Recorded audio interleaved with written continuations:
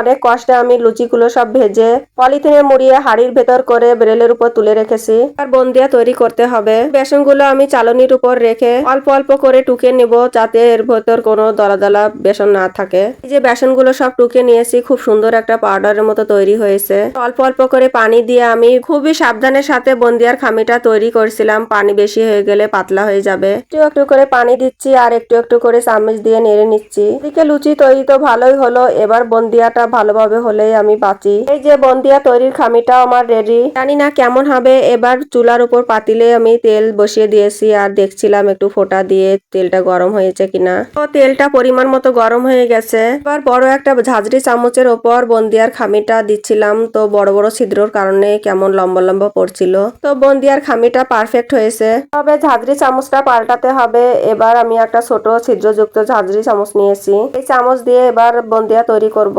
এবার ছোট ঝাঁঝরি চামচে খামিটা দিয়ে দেখছি কেমন হয়। মাশাআল্লাহ, এবার বন্দিয়ার সাইজটা খুবই পারফেক্ট হয়েছে। তো বন্দিয়া তৈরির সময় চুলার জালটা একটু বাড়িয়ে দিতে হয়, তাহলে একটা আর একটার সাথে লেগে যায় না। এই যে বন্দিয়ার সাইজটা খুব সুন্দর হয়েছে। আবারও বন্দিয়া ভাজা হবে, তো প্রতি খোলায় আমি চামচটা বারবার ধুয়ে নিচ্ছিলাম।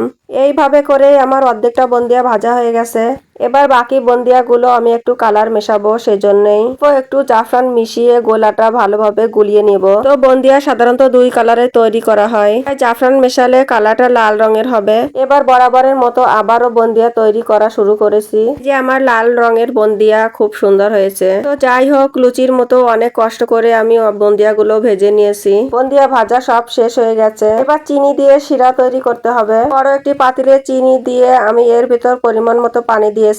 এবার ফ্লেভারের জন্য কয়েকটা তেজপাতা আর একটু লেবুর রসও দিয়ে দিলাম। পানিটা একটু শুকিয়ে আঠালো ভাব হলেই শিরা তৈরি হয়ে যাবে। আর একটু আঠালো ভাব হলে শিরার ভিতরে সবগুলো বন্দিয়া আমি ঢেলে দিয়েছি। শিরাটা একটু গরম থাকতে আমি সবগুলো বন্দিয়া দিয়ে ভালোভাবে নেড়ে দিলাম।